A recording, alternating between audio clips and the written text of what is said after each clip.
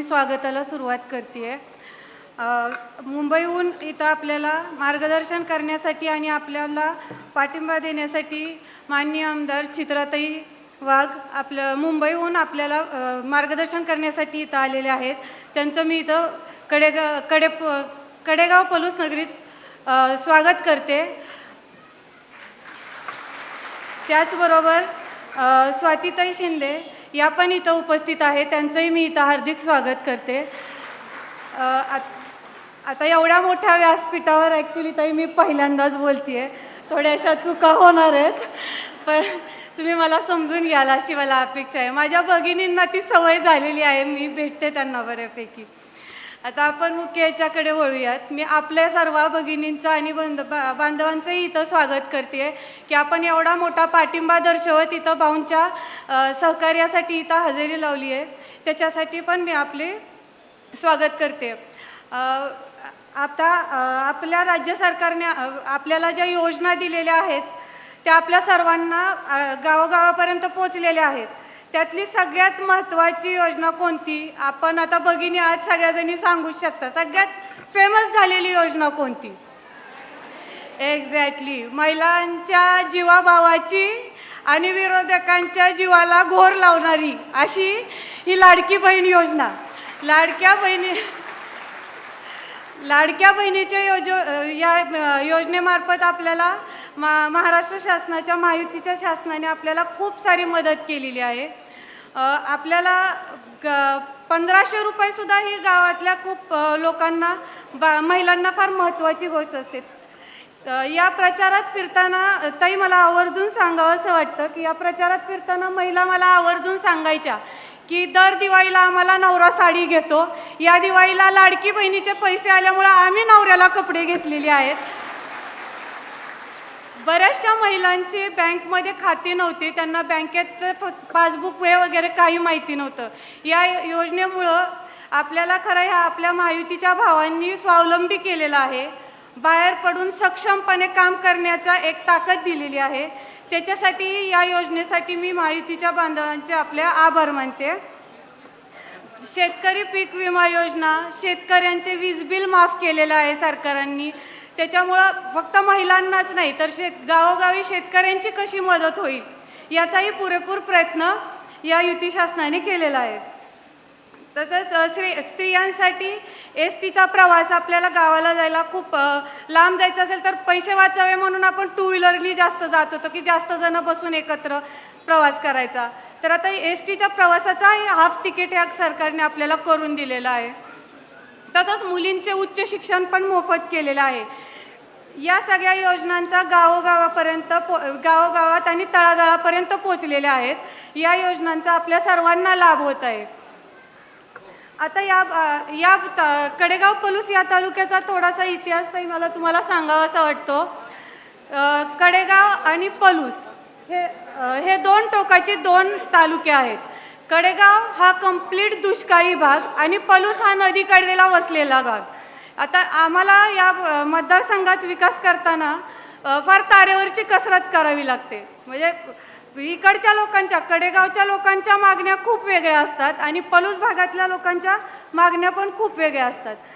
तसंच दुष्काळी भागातला आपण एक देव माणूस म्हणू शकतो, म्हणतातच ॲक्च्युली देव माणूसच म्हणतात लोक. अण्णांच्या बाबतीत त्यांना मी थोडंसं सांगू इच्छिते. स्वर्गीय संपतराव अण्णा देशमुख हे जेव्हा 95ला निवडून आले त्यावेळेस आपलं महायुतीचंच सरकार आलं होतं. त्यांनी 40 आमदारांबरोबर 40 अपक्ष आमदारांबरोबर महायुतीच्या शासनाला पाठिंबा दिला होता. त्यावेळेस त्यांनी अगदी म्हणजे मंत्रिपद मिळत असताना सुद्धा मला मंत्रिपद नको, हे मंत्रिपद न देता माझ्या लोकांना पाणी कसं मिळेल किंवा दुष्काळाचा प्रभाव माझ्याकडचा कमी कसा होईल याच्यासाठी त्यांनी प्रयत्न केलेला आहे. मंत्रिपद नाकारणारा, जनतेच्या सेवेसाठी मंत्रिपद नाकारणारा हा एकमेव नेता आजपर्यंत लोकांनी पाहिलेला असेल. अण्णांच्या बाबतीत सांगायचं झालं तर अण्णांनी जेव्हा ही योजना मंजूर करून घेतली त्यावेळेस म्हणजे कागदोपत्री काही नसताना सुद्धा त्या काळचे मुख्यमंत्री माननीय मनोहर जोशी सर यांना तो नारळ फोडण्याचा त्यांनी आग्रह केला होता. त्यावेळेस विरोधकांनी खूप मोठं एक पत्र गव्हर्नमेंटला पाठवलं होतं की आम्ही आमच्या हक्कभंगाचा तुमच्यावर हे आणू, ही योजना चालू होणार नाही. आणि त्यावेळेस एक अफवा पण उठली होती बघा, गणपती दूध पितो. त्यावेळेसच्या आपल्या विरोधी पक्षातलीच लोक सांगत होती की ही योजना कधीही पूर्ण होणार नाही, या योजनेला कसलाही निधी देता येणार नाही आणि ही योजना म्हणजे गणपती दूध पितो अशा प्रकारची ही एक फसवी योजना आहे, असा एक ग्रह त्यांनी लोकांच्या डोक्यात करून दिला. पण अण्णांना या भागाविषयी जी तळमळ होती, त्या तळमळीच्यामुळे अण्णांनी ह्या योजनेसाठी निधी कसा उपलब्ध करायचा हेही शासन दरबारी व्यवस्थित मांडलं आणि ही योजना मंजूर करून चालू करून आज हा भाग हिरवागार आपल्याला दिसतो. ताई, मला तुम्हाला आवर्जून सांगायचं आहे, जेव्हा हा दुष्काळी भाग आता माझ्या लग्नाच्या आधी टेंबू योजना आली, पण माझं लग्न झालं तेव्हा या माळरानावर कंप्लीट कुसळं असायची, अजिबात झाड बघायला मिळायचं नाही. तुम्हाला आता येताना खूप हिरवगार झाडी दिसली असेल, पण मी स्वतः इंदापूर तालुक्यातली, धरणाच्या शेजारी माझं गाव, मी खूप झाडी पाहिलेली. पण या भागात येताना मला पण वाटायचं अरे बापरे, इथं एक सिंगल झाड सावलीसाठी नाही आहे. तर ही अण्णांचीच कृपा या भागावरती आहे आणि इथं इतकी हिरवळ दिसती आज आपल्याला 20 वर्षानंतर, आज 28 वर्षानंतर सुद्धा ताई इतकी लोक त्यांना मानतात की मी गावोगावी आता फिरते, आत्ताच नाही, मी 7-8 वर्ष झालं फिरते, जनसंपर्क थोडासा वाढवते. त्यात मला प्रत्येक गावात प्रत्येक घरात वेगळ्या प्रकारे अण्णांना जाणून घेण्याची संधी मिळते.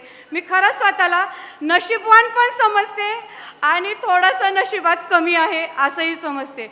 अण्णांना मी 8वीत असताना भेटण्याची एकच संधी मिळाली आणि त्याच्यानंतर मला त्यांना कधीही भेटता नाही आलं. पण माझं नशीब इतकं चांगलं आहे की मी या देव माणसाच्या घरात सून म्हणून आले आणि एवढ्या सगळ्या माता भगिनींचं प्रेम मला मिळते आणि तुम्ही एवढा विश्वास आमच्यावरती ठेवताय. अण्णांचा हाच वारसा घेऊन ताई भाऊंनी पुढं काम केलं. जसं टेंबू योजनेपासून एक 5-6 गावं वंचित राहिली होती, ती योजना माननीय देवेंद्रजींच्याकडून मंजूर करून घेऊन भाऊंनी त्या गावांपर्यंत पण पाणी पोचवण्याचा प्रयत्न केला. भाजप पक्षाने जेव्हा संधी दिली जिल्हा परिषद अध्यक्ष होण्याची, तेव्हा त्या संधीचं सोनं करून भाऊंनी जिल्हा परिषदेच्या माध्यमातून पण भरपूर सारी कामं केलेली आहेत. ZP अध्यक्ष असताना त्यांनी पहिल्यांदा या भागात सांगली जिल्ह्यात दिव्यांग अभियान राबवलं. जिथं फक्त 20% नोंदी होत्या ताई, तिथं एका दिवसात 38,000 नोंदी झाल्या. त्यांना दिव्यांगांना साहित्य वाटप करण्यात आलं जिल्हा परिषदच्या माध्यमातून. जे कोपऱ्याला अडगळीला जे ह्या लोकांना टाकलं गेलं होतं, त्यांच्यापर्यंत सुविधा पोचत नव्हत्या, त्यांना सुविधा देण्याचा पुरेपूर प्रयत्न भाऊंनी जिल्हा परिषदेच्या माध्यमातून केला आहे. आज बरेच वर्ष विरोधकांकडे सत्ता आहे, असं म्हणता येईल की आता ही दुसरी पिढी त्यांच्याकडं मंत्रिपदही होतं. पण मंत्रिपद असूनही आणि आमदार असूनही घरात या भागासाठी जेवढा निधी आणता आला नाही, तेवढा 2-2.5 वर्षाच्या काळात भाऊंनी 920 कोटी रुपये निधी सांगली जिल्ह्यासाठी आणला. पण तो निधी वाटप करताना त्यांनी हा विचार नाही केला की या गावात मला मतं कमी पडली, या मला जास्त पडली, किंवा हा भाग काँग्रेसचा, हा अमक्या गटाचा, तो तमक्या गटाचा. बिलकुल नाही. त्यांनी छोट्यातल्या छोट्या वाडी वस्तीवरती सुद्धा ताई 1 ते 1.25 कोटीचा निधी छोट्यातल्या छोट्या वस्तीवरती दिलेला आहे.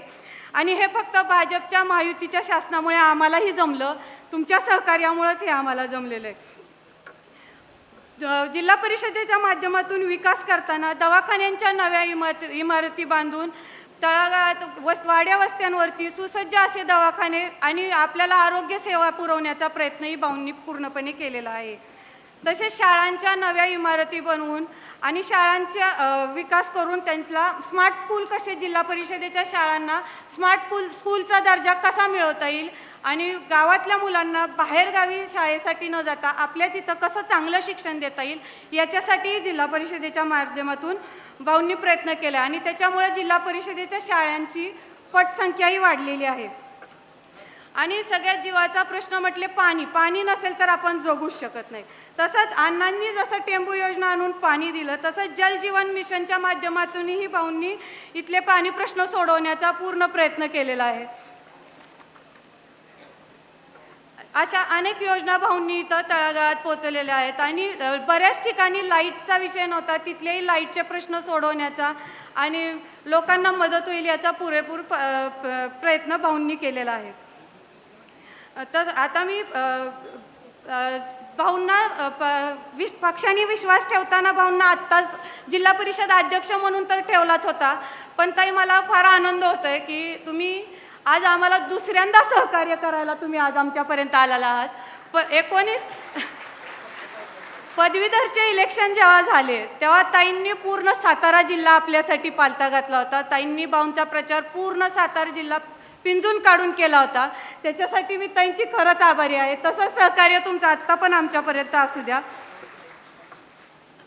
या सर्वांच्या माध्यमातून या महिलांच्या आणि उपस्थितीतून आणि या बांधवांच्या प्रयत्नातून ही निवडणूक संग्रामभाऊ 100% चांगल्या फरकाने निवडून येतील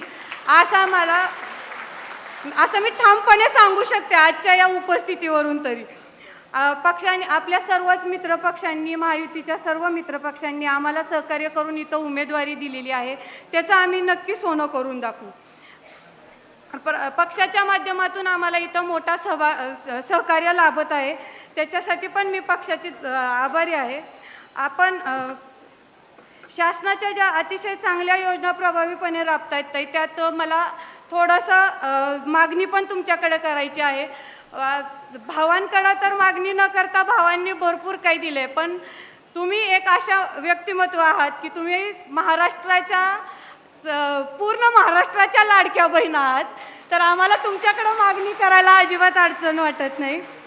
आमचे 2 तालुक्यातला विषय असे येतील तर एक पलूस तालुक्यात विषय अगदी मोठ्या प्रमाणात उभा राहतो. तर क्षारपड जमिनीच्या याचा प्रश्न सोडवण्यासाठी आम्हाला महायुतीच्या शासनाने आपल्या भावांनी भरघोस निधी देऊन तो प्रश्न सोडवण्याचा प्रयत्न करावा ही मी एक तुम्हाला विनंती करते.